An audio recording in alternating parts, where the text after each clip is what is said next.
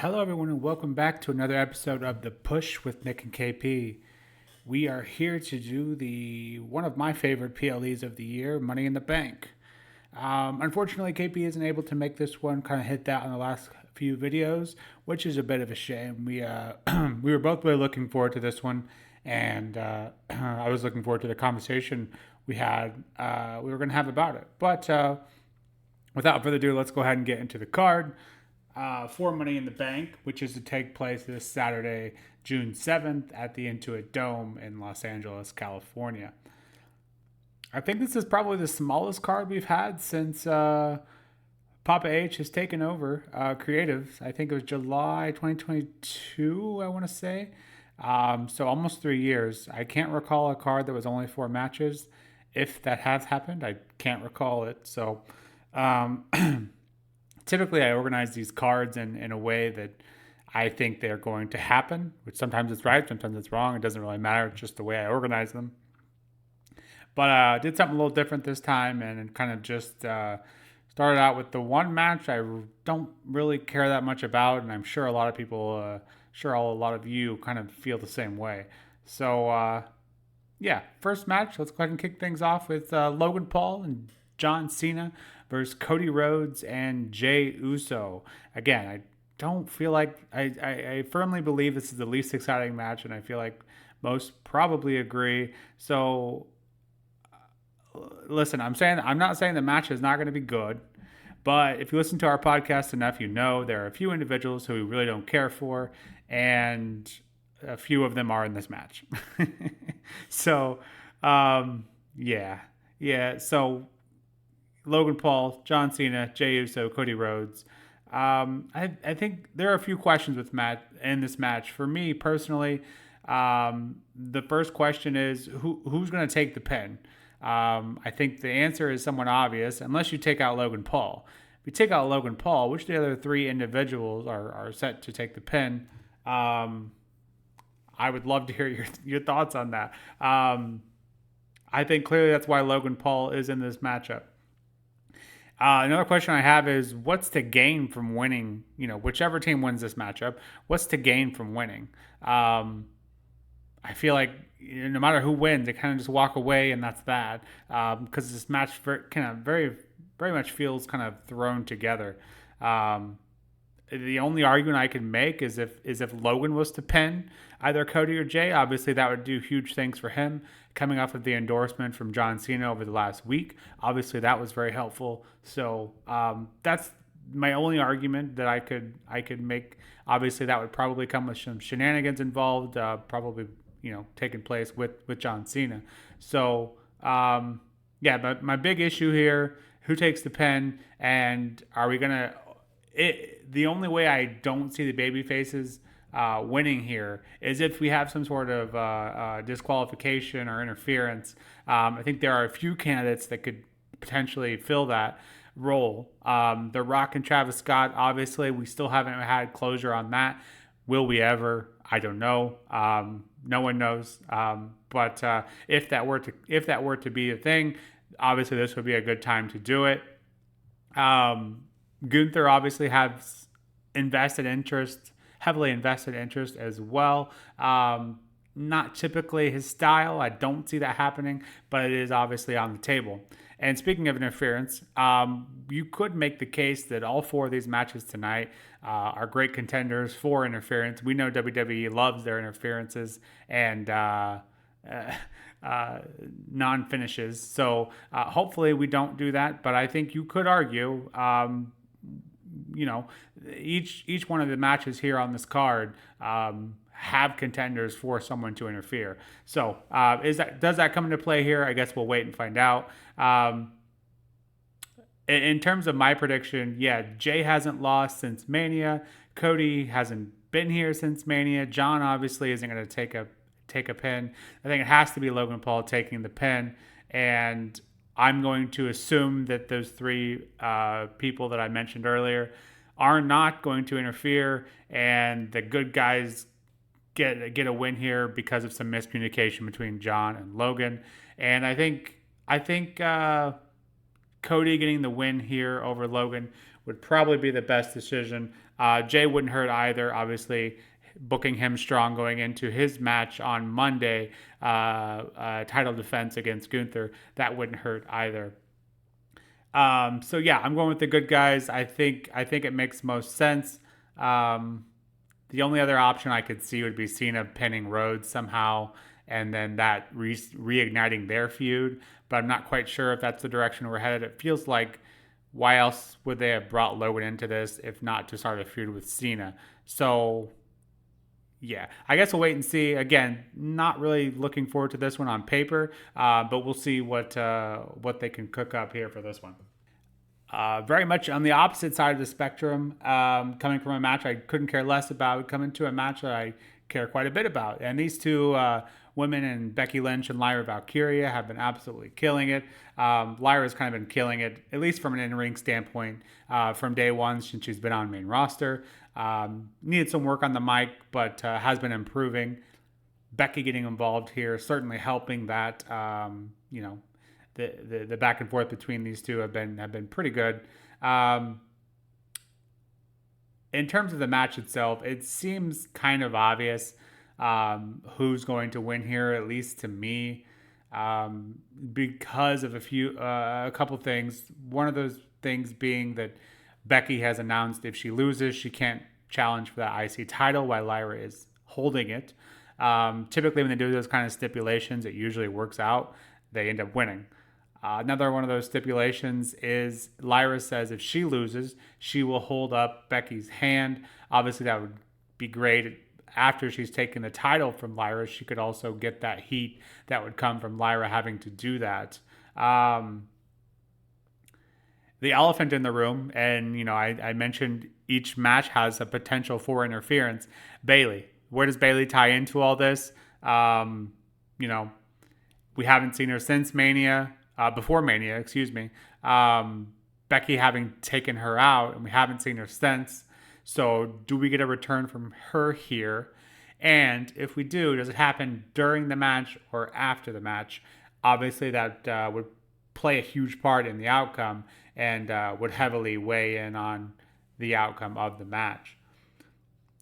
For me, I'm going to say that I think Becky's going to win just because of the stipulation.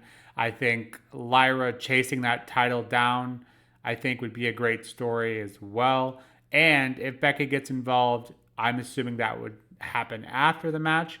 And then I think the three of them could make for a really intriguing, maybe SummerSlam matchup for the women's IC title. That would really help kind of put that title on the map, even more so than they kind of have done here with Lyra and Becky Lynch. So I'm going with Becky Lynch. KP has gone with Lyra Valkyria. And in case I missed it on the first one, he is going with Cody Rhodes and Jey Uso as well. We then get into our first Money in the Bank match, this time being the men's. The elephant in the room for this match, before going into each individual competitor and what I believe their chances are in winning. The elephant in the room being CM Punk, who obviously Seth Rollins and his faction cost him his opportunity to be in this match in the first place. So I think that could potentially come into play. I think this is probably either the most, if not second most obvious chance of interference. Another potential interference we could see, Roman Reigns. I haven't really seen him since Mania, and obviously Seth Rollins being in this match and potentially being a force to be reckoned with, that could obviously be an option as well. Going into each individual competitor, starting off with LA Knight. This is his third year in a row winning, and he's still arguably just as over as he has been. Maybe lost a little momentum, but not enough to take note of. But he being over for that long, on its own is impressive enough. And so I think just giving him the briefcase, finally giving him that push to get to the main title scene, I think this is a great way to do it. And in terms of Money in the Bank holders and what the briefcase is meant to do, I feel like LA Knight makes a great fit for that. Solo Sikoa, Vastly underrated in my opinion. He's been killing it with his angles in the bloodline, specifically with Fatu and his more of a comedic role lately. But yeah, him winning would make a great addition to that tension with Jacob Fatu. The $1 million question here would be, does he really need it? Does that feud really need it? Obviously, Jacob and Solo are going to feud at some point, just a matter of when. I would argue I don't think he really needs it, but just envisioning him kind of having that briefcase, proving to Jacob that he does belong, I think would set up some great bits. So, yeah, I don't think I would hate that option either. Moving on to Penta, I don't have a ton to say on him. I don't think anyone would be upset at him winning. I'm just not sure it's quite time for him yet. Speaking of, I don't think it's going to happen. We move on to Andrade. What can I say here that's probably not obvious, or thinking along the same lines as most everyone, and that's coming from me. Andrade is my favorite in-ring performer, right behind Shinsuke. But I think he's the least likely to win. While I would love it, of course, it's just not the way he's treated in WWE. He's not treated as a top star and really never has been, unfortunately. And although he did have its success in NXT, we all know that does not always translate to main roster success. We then get into El Grande Americano. And while I don't think him winning would be a super popular decision, I feel like it's a very love-hate. You either love this gimmick or you hate it.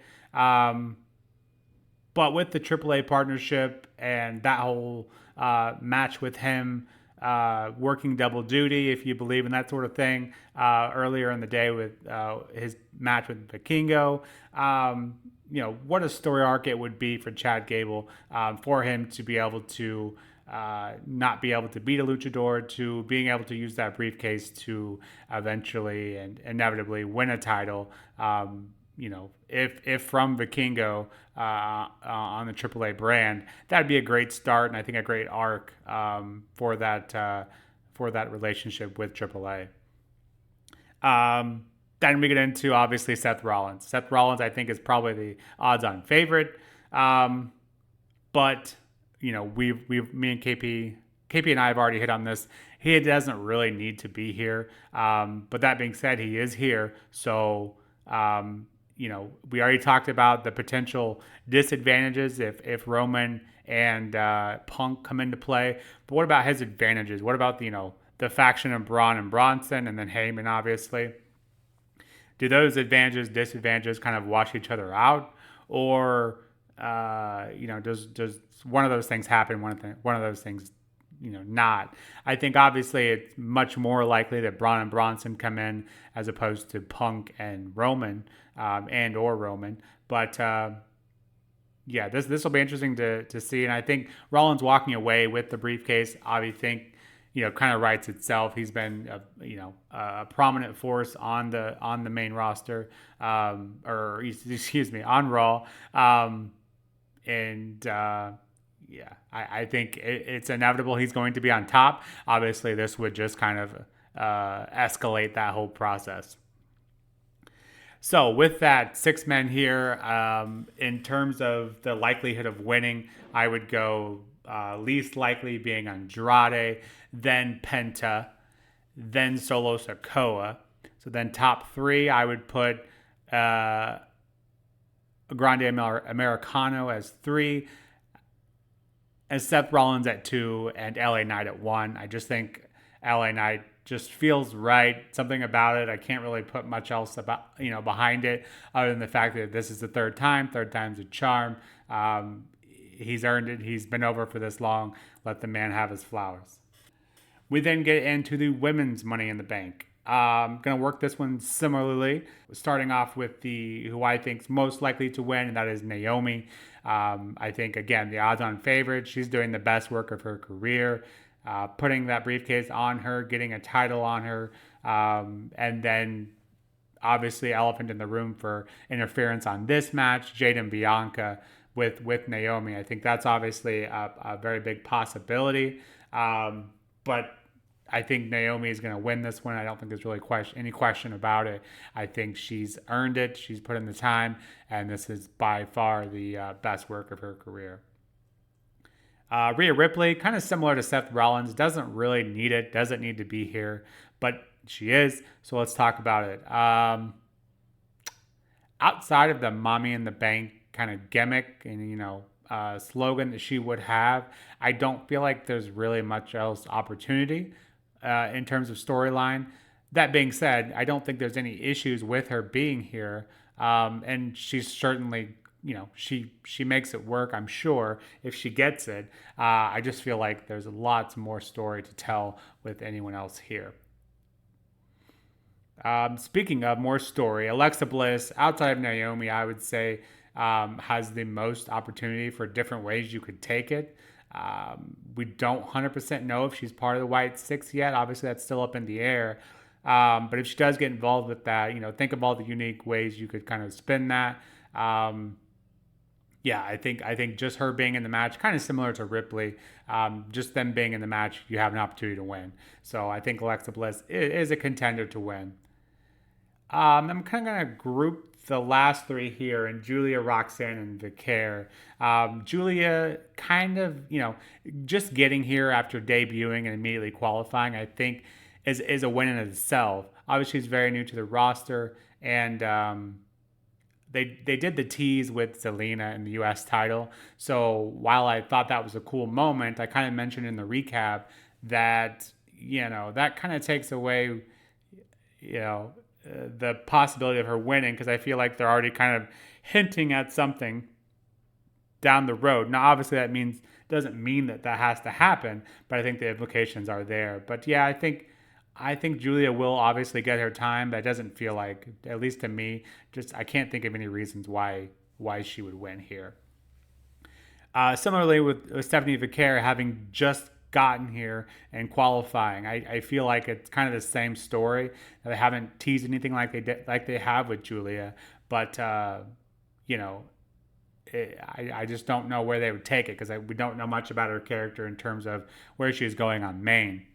Now, that being said, of the three call-ups, and I would say that probably Vaquer would have the highest chance, just because I feel like she's so over with the fans and she's so over on NXT.